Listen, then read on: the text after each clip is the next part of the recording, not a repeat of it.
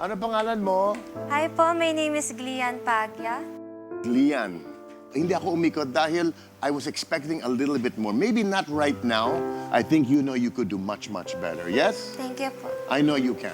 May mga inihintay lang ako kanina, tapos yung finally ginawa mo na, parang masyado ka lang nagmadali na pumasok agad, imbes na babaran mo lang muna siya. Yung mga moments na yun kasi sometimes makes the song. But those are things that you can learn. Maybe i-push those first parang syllables on the chorus. Parang bigyan mo siya ng konting emphasis. Gumanon lang eh. From verse, chorus, it needed that diction eh. It needed that, yun lang naman eh.